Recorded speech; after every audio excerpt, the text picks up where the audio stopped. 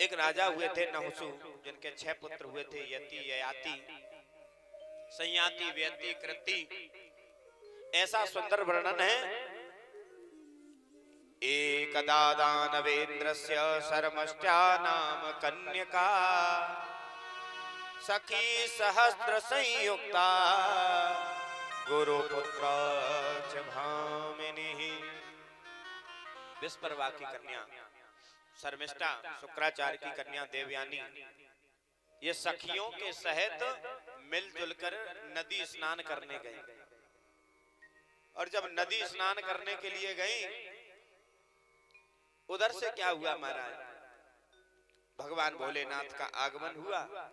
अपने अपने कपड़ों पर झपटी, शर्म के मारे तो कपड़े धोखे में जल्दबाजी में बदल गए।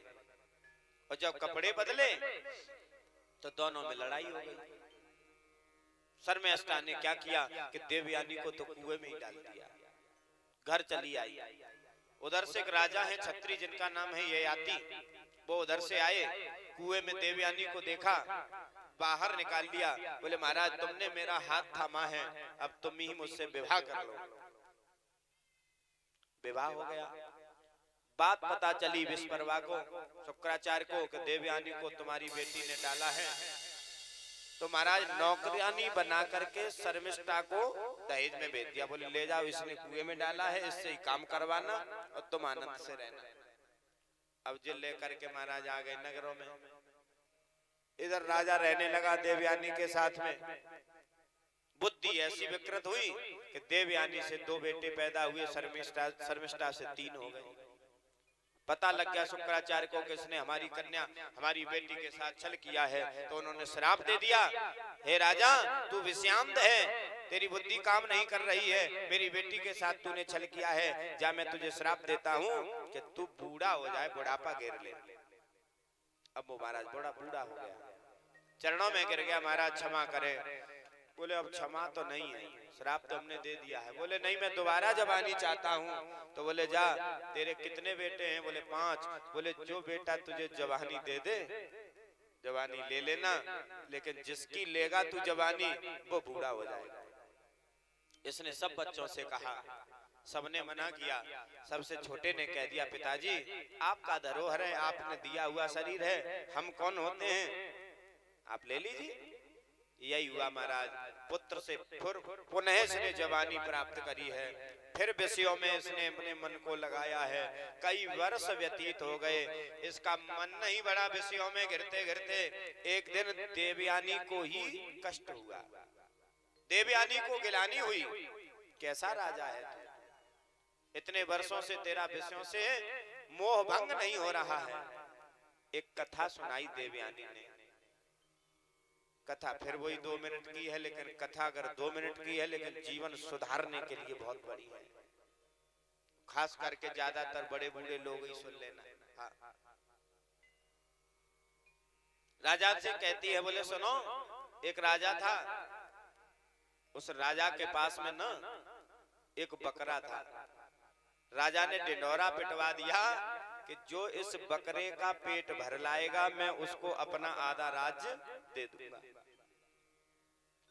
अब सब लोग तैयार हो गए, बोले फोकट में राज्य मिल रहा है, बकरे का पेट भरना कौन सी बड़ी बात है। एक आदमी ले गया बकरे को, खूब खिलाया पिलाया, लगा के पेट भर गया। तो राजा के पास, बोले लाओ आधा राज्य, हमने पेट भर दिया। बोले राजा ने कहा चेक करेंगे। हाँ, हरी हरी घास मंगाई गई, बकरे के सामने राजा ने डाली। और आप जानते हो ये बकरा ऐसी प्रजाति है, बकरा बकरी कितना भी पेट भरा हो और हरी घास दिख जाए बिना मुंह मारे रह जाएगा क्या? ऐसा हो ही नहीं सकता है। जो घास डाली तुरंत बकरे ने तेजी से छलांग। राजा ने कहा मूर्ख, अगर इसका पेट भरा होता तो ये घास नहीं खाता। अब महाराज दूसरा ले गया, वो भी लाया पेट भर के। राजा ने कहा चेक होगा तो महाराज फिर वही गति, कोई पेट नहीं भर पाया। फिर एक महात्मा जी कोई उठे होंगे, उनने कहा महाराज हमें दो, लाओ पेट तो हम ही भर पाएंगे इसका। महात्मा जी ने कहा, बोले सुनो 3 दिन का समय दो। बोले ले जाओ। महात्मा जी ने ले जाकर बकरे को कुटिया में बंद कर दिया। एक दिन हुआ, 2 दिन हुआ, तीसरे दिन निकाला जब उसका पेट पीठ एक मिल गया, तब मतलब पानी भी नहीं पिलाया। कहने लगे हाँ अब इसका पेट भरा है। लेकिन सोचने लगे राजा चेक करेगा तो काम बिगड़ जाएगा, राजा से पहले क्यों ना हम ही चेक कर लें। महात्मा जी ने हाथ में हरी घास ली, जो बकरे के सामने डाली, 3 दिन से भूखा प्यासा और तेज भागा। महात्मा ने कहा पेट तो भरा ही नहीं। फिर महात्मा जी ने क्या किया, एक हाथ में हरी घास ले ली और एक हाथ में कांटेदार बढ़िया एक लकड़ी और ले ली, जिसमें कांटे निकले। और जो बकरे ने घास पर मुंह मारा, महात्मा जी ने 2 लकड़ी इधर से मुंह में दी, कांटे मिल में 2 इधर से दी, मुंह घुमा लिया बकरे ने। 5 मिनट बाद फिर घास डाली, बकरा फिर भागा, महात्मा जी ने फिर लकड़ी से खबर ली। 10 मिनट बाद फिर घास डाली, बकरा फिर भागा, फिर खबर ली। बकरे ने पूरी तरह मन में ये सोच लिया, पिटवाने वाली जो जड़ है ना वो ये घास ही है, मार क्यों पड़ रही है हम पे, परेशानी में क्यों है, इसकी जड़ ये घास है। अरे मरना ही है तो बिना पिटे ही मर जाए, ऐसे मार खा खा के क्यों मरे। उसने मन बना लिया अब कुछ भी हो जाए भूखे मर जाएंगे, लेकिन घास खाने की तो बात छोड़ दो, देखेंगे भी नहीं। अब यही हुआ, देखना बंद कर दिया। महात्मा जी लेके बकरे को चले आए, बोले लो राजन, मेहनत तो बहुत पड़ी है हमें, लेकिन पेट भर लाए। राजा ने देखा पेट पीठ एक है, बोले भैया ये कैसे भरा है तुमने। बोले तुम तो चेक करते हो, सो कर लो। अब राजा ने घास ली महाराज, जो सामने डाली। बकरे ने थोड़ा मूड बनाया भी हो तो महात्मा जी डंडा लेके बैठे, बोले चल पहुंच। बकरे ने कहा बोले फिर मारेगा, बेटा है सामने। उसने खाया नहीं, फिर मुंह घुमा लिया। राजा ने कहा तुमने इसका पेट भर दिया है। ये कथा सुनाई अपने पति को। क्या सिद्धांत है, 3 बात जान लो, बकरा क्या है, घास क्या है और डंडा क्या है। जीवन बहुत है, इसी में सुधर जाएगा। ये बकरा है ना, ये बकरा ही है आपका मन। ये बकरा यानी मन है, और इस मन रूपी बकरा को जब जब नई नई विषय रूपी घास दिखाई देगी, ये मानेगा नहीं, ये दौड़ेगा जरूर। और ये तब तक दौड़ेगा जब तक इसके मुंह में ज्ञान रूपी डंडे की मार नहीं पड़ जाएगी। और जब ज्ञान रूपी डंडे की मार पड़ जाएगी तो ये दुनिया से मुंह घुमा के गोविंद की तरफ मुंह घुमा के बैठ जाएगा। मुझे है काम ईश्वर से, जगत रूठे तो रूठन दे, जगत रूठे तो रूठन दे।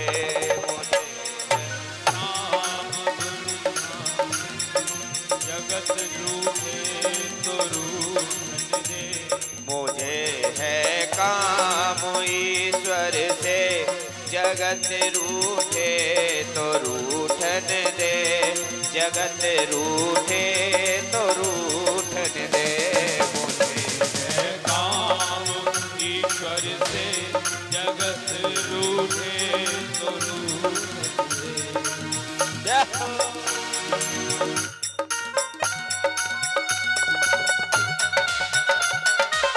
हरि बोल।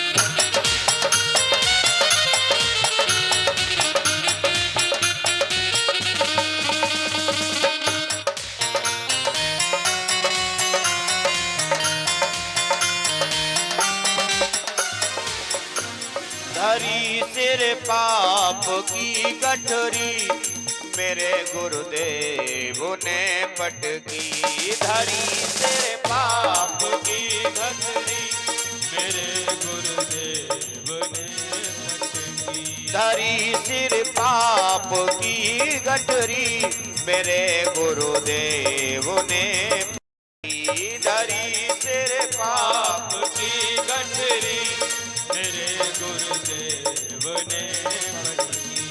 गुरु महाराज कहते हैं अगर फूटे तो फूटन दे, अगर छूटे तो छूटन दे, मुझे जगत रूठे तो रूठन दे, जगत रूठे तो रूठन दे, जगत रूठे तो रूठन दे, जगत रूठे तो रूठन दे, जगत रूठे तो रूठन दे, जगत रूठे तो रूठन दे। बोलिए राधा रानी सरकार की जय। जय श्री राधे।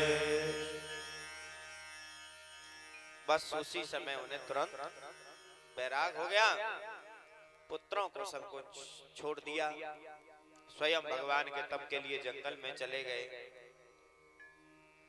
जो महाराज इनके पुत्र थे यदु तुर्वस, जो यदु महाराज राम के पुत्र थे, उन्हीं से फिर यदुवंश चला और यदुवंश में आगे चलकर महाराज पुनर्वस के एक आहुक नाम का बालक और आहुकी नाम की कन्या, ये दो संतानें पैदा हुई और आहुक के ही दो पुत्र पैदा हुए, देवक और उग्रसेन। जो उग्रसेन महाराज हैं मथुरा के राजा हैं, पत्नी है जिनका नाम है पवन रेखा, जो बड़ी सुंदर हैं। संतान इनके पास कोई थी नहीं।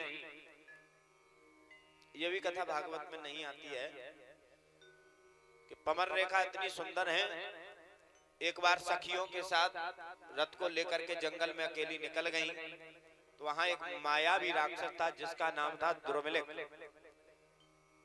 दुर्मिलिक ने देखा बड़ी सुंदर है, अकेली है, सेना साथ में नहीं है, मायावी था, उसने उग्रसेन का रूप धारण कर लिया और पवन रेखा के साथ में छल किया।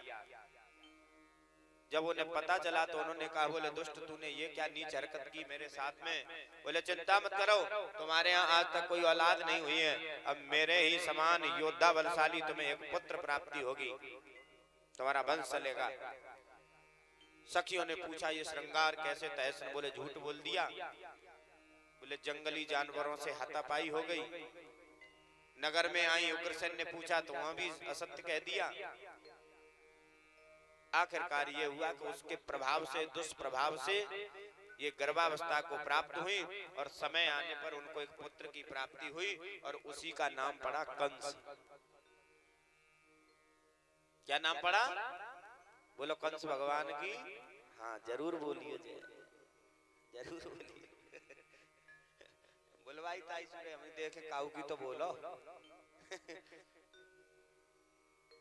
बोली राधा रानी सरकार की जय। जय श्री राधे। आज महाराज जैसे ही आया, पैदा होते ही बालक के आंधी तूफान भी आने लगे, बिजली चमकी आकाशों में एक महाप्रलय दिखलाने लगे। हाहाकार मच गया, बिजली तड़तड़ाने लगी महाराज, बादल गड़गड़ाने लगे, अंधकार सा छा गया। राजा भयभीत हो गए, मानो हमारे नगर में कोई ना कोई ये तो दुष्ट प्राणी ने जन्म ले लिया है। तो वर्णन तो ऐसा भी आता है जब अपशगुन होने लगे तो इस बालक को बाबा उग्रसेन ने इसे यमुना जी में बहा भी दिया गया। जब इसे बहाया गया तो आपको ज्ञात होगा जो सुखवाबाद के पास में पड़ता है बटेश्वर, वहीं इसे निकाला गया और वहीं पर इसने फिर भगवान भोलेनाथ की तपस्या करी, जो आज भी वहां सिद्ध मंदिर है। क्योंकि जैसे ही ये पैदा हुआ था तो अपशगुन होने तो उन्हें भय हो गया, डर हो गया। आज महाराज जैसे ही इसने शक्ति पाई है, पूरी ताकत अपने बल में कर रखी है, यहाँ तक कि माता पिता ने कुछ कहा तो महाराज उनसे भी राजपाट सबको छीन लिया है और उन्हें भी कारागृह में डाल दिया है। और यही नहीं, एक इसकी चचेरी बहन है देवक की कन्या देवकी, सोचने लगा लाओ इसका विवाह में कर दूं, क्योंकि मैं भाई हूं, अपना कर्तव्य निभाऊं। तो किसके साथ? बोले बाबा वसुदेव के साथ में इसने विवाह का प्रकरण रचाया गया। राजन देवक सुता विवाह, वसुदेव संग भयो सुहावा। विवाह ही नहीं किया, विवाह के बाद इसने अपने हाथों से अपनी बहन को विदा भी किया। बहुत सा दान दे करके अपने हाथों से रथ चला रहा है। रथ पर बैठ स्वयं रथ हाका, भगिनी मोदित प्रात और जाका। रथ पर बैठ स्वयं रथ हाका, भगिनी मोदित प्रात ऊर्जा का। श्री राम जय राम जय जय राम, श्री राम जय राम जय जय राम। रथ पर बैठे स्वयं रथ हाका, भगनी मोदित भ्राते ऊर्जा का।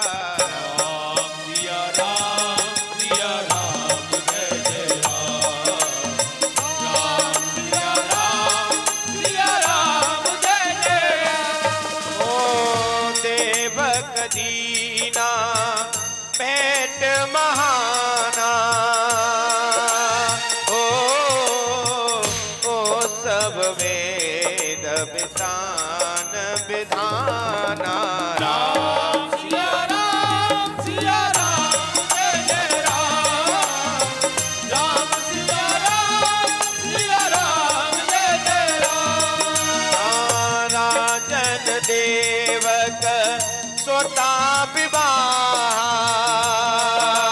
हो वसुदेव संग भयो विवाह।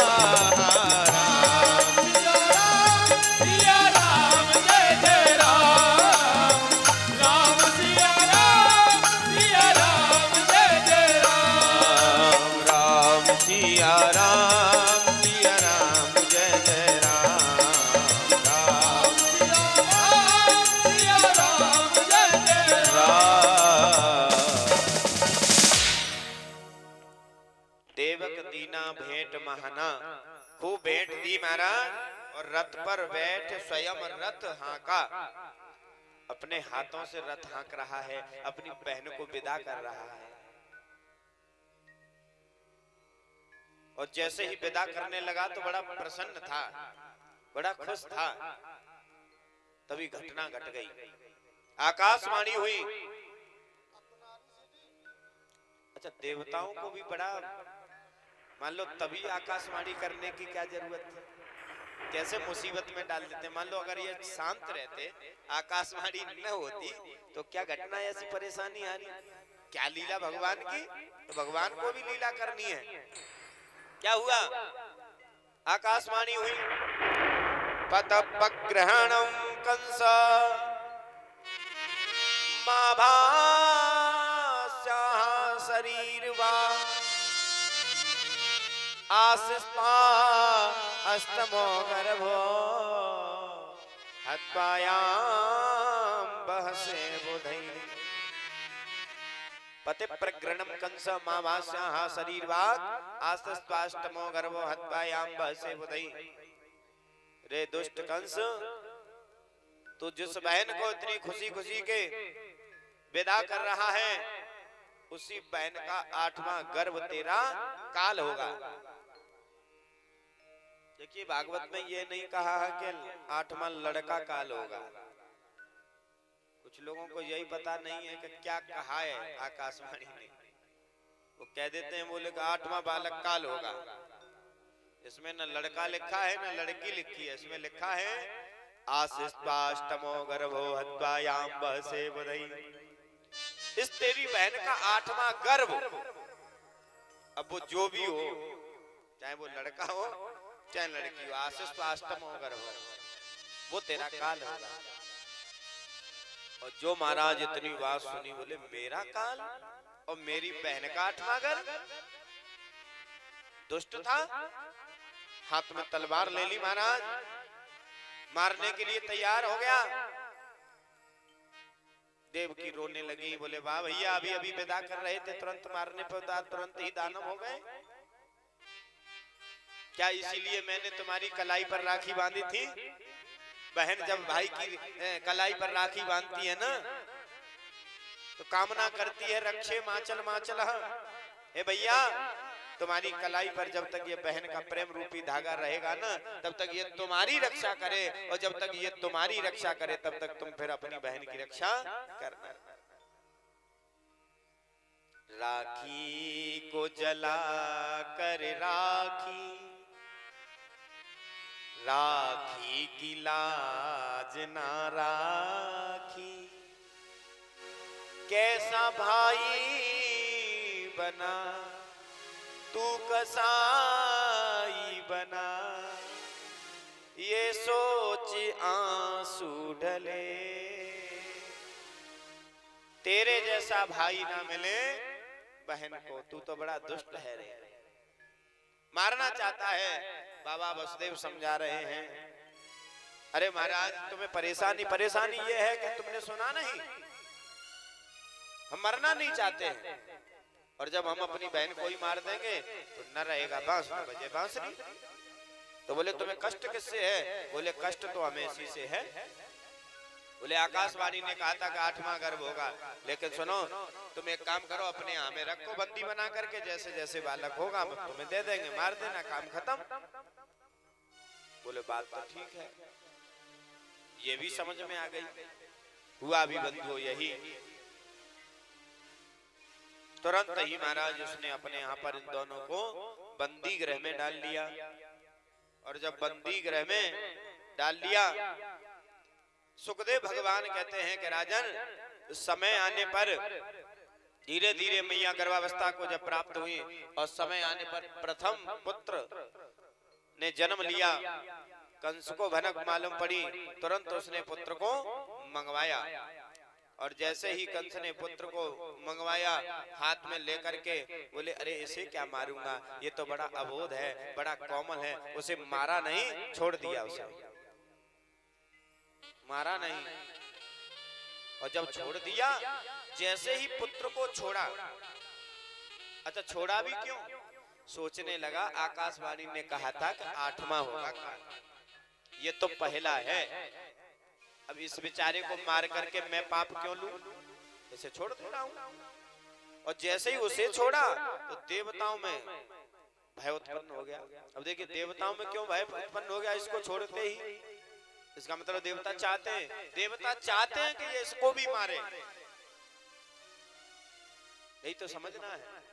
जबकि देवताओं को तो ये होना चाहिए कि भैया बच्चे हैं, किसी के न मारे जा में बचे, लेकिन ये चाह रहे हैं कि मरे। क्यों चाह रहे हैं? बोले अगर ये ऐसे ही दया करता रहा, कंस ऐसे ही दया दिखाता रहा, तो इसका पाप का घड़ा जल्दी भरेगा नहीं, और जब जल्दी भरेगा नहीं तो भगवान को आने में और टाइम लग जाएगा। इसलिए ये दुष्ट है, राक्षस है, इससे जितना ज्यादा हो सके ज्यादा से ज्यादा पाप कराए जाए। तो क्या हुआ, नारद जी को भेजा गया। नारद जी आए, नारद जी ने कहा महाराज तुमने उसे मारा क्यों नहीं, छोड़ क्यों दिया? कंस ने कहा एक बात बताओ नारद जी, ये वो 8वां थोड़ी नहीं है, वो तो पहला है। तो बोले तो पहले से मुझे क्या भय है? बोले तुम जानते नहीं हो। नारद जी ने क्या किया, एक अष्टदल कमल बनाया और गिनती शुरू करा दी, 1 2 3 4 5 6 7 8। बोले देखो 8वां ये हो गया, और फिर उल्टा गिना दिया 8 7 6 5 4 3 2 1। बोले देखो अब ये 8वां हो गया, फिर बीच में से गिना दिया तो फिर ये 8वां हो गया, फिर बीच में से उल्टा गिना दिया। ये ऐसी बुद्धि भ्रमित कर दी उसकी। अच्छा राक्षस है। और देखो ध्यान देना, एक तो संक और दूसरा मूर्ख व्यक्ति, ये दूसरों के बजाने से ही बजते हैं हमें। दूसरों ने फूंक मारी नहीं कि ये बजना शुरू हुए नहीं, उन्हें अपनी तो है नहीं गांठ की बिल्कुल, दूसरों ने जो भर दिया शुरू हो जाते हैं। और जो महाराज बुद्धि विकृत हुई तुरंत समझ गया, अरे हो सकता है देवताओं की कोई चाल हो। तुरंत महाराज आदेश दिया सेवकों, बोले लेके आओ उसको। और उस बच्चे को मंगाया गया, और मंगाने के बाद में उसके पैर पकड़े इसने और पत्थर की शिला से बच्चे को मार दिया। सुखदेव भगवान कहते हैं राजन, समय आने पर आज जैसे ही दूसरा बच्चा आया तो दूसरे को भी इसने मार दिया। एक नहीं मारे गए इस प्रकार 6 बाल, आगे कहना है हमें प्रभु माया का जाल। एक नहीं मारे गए इस प्रकार 6 बाल, आगे कहना है हमें अब हर माया का जाल। 6 बच्चों का वध कर दिया। 7वें में शेषा अवतार बलराम जी महाराज पधार रहे हैं, और जैसे ही गर्भ में आए भगवान ने तुरंत योग माया को आदेश दिया, बोले ऐसा करो इस गर्भ को खींचकर रोहिणी के यहाँ गोकुल में पहुंचा दो, नहीं तो इसे भी ये मार देगा, मैं अकेला रह जाऊंगा, लीला कैसे होगी। यही हुआ, योग माया के द्वारा महाराज उस गर्भ को यहाँ से खींचकर रोहिणी के यहाँ स्थापित कराया गया। कंस ने पूछा क्या हुआ 7वें का, बोले महाराज गर्भ में ही नष्ट हो गया। बोले अच्छा रहा, हम तो बच गए पाप करने से, नहीं तो ये भी मारना पड़ता। अब 8वें में किसकी बारी है, भगवान कन्हैया की है, सावधान हो जाए महाराज। जैसे ही भगवान कन्हैया आ रहे हैं, देवताओं ने यहाँ पर गर्भ स्तुति करी है भगवान की। बोलिए कृष्ण कन्हैया लाल की। देवताओं लोगों ने हाथ में पुष्प वृष्टि लेकर के भगवान की गर्भ स्तुति गाई है भागवत के 10वें स्कंद में। आइए हम और आप भी गाई लेते हैं भगवान का स्वागत, भगवान की जो देवताओं ने स्तुति गाई है। स्वागतम कृष्णा सस्वागतम कृष्ण।